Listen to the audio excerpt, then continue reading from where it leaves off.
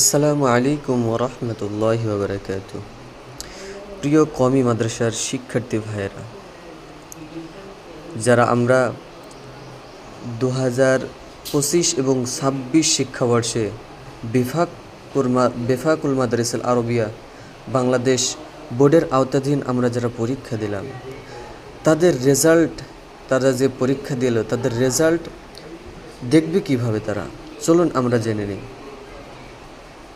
এবং এই রেজাল্টে আপনাদের 23 থেকে 26 তারিখের ভিতরেই ইনশাল্লাহ দিয়ে দেবে।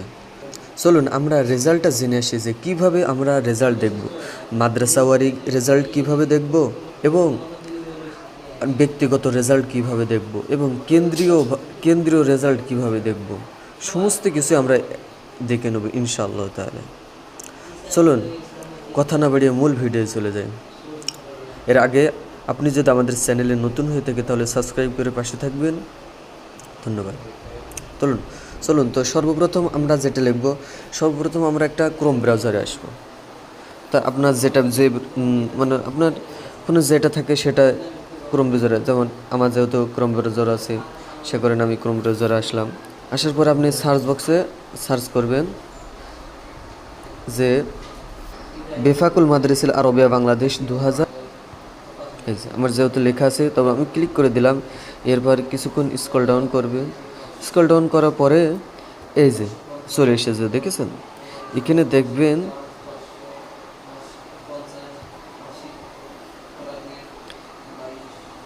এই যে এখানে কিন্তু আপনার বেফাকের ওয়েবসাইটটা কিন্তু চলে এসেছে। এই যে এখানে এই ওয়েবসাইটের উপর ক্লিক করে দেবেন।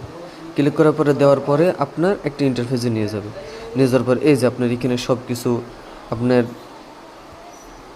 শিক্ষাবর্ষ, আপনি কোন বছর শিক্ষা করেছেন, আপনি কোন জামাতের অর্থাৎ কোন ক্লাসের রেজাল্ট দেখতে যাচ্ছেন এবং আপনার রোল নাম্বার কত, আপনার রেজিস্ট্রেশন নাম্বার কত, সব কিছু পূরণ করার পরে আপনি এই যে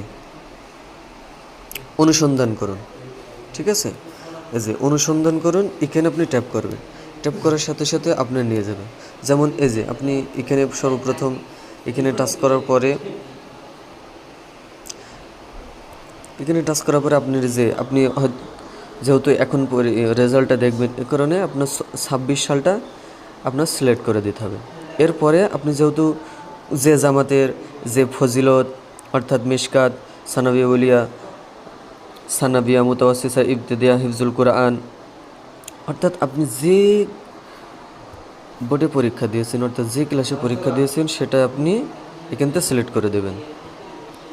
দেওয়ার পরে যেহেতু ফজিলতটাই সিলেক্ট করলাম, এরপরে আপনার রোল নাম্বার কত, আপনার যে প্রবেশপত্র আছে সেই প্রবেশপত্রে দেখবেন আপনার একটা রোল নাম্বার আছে।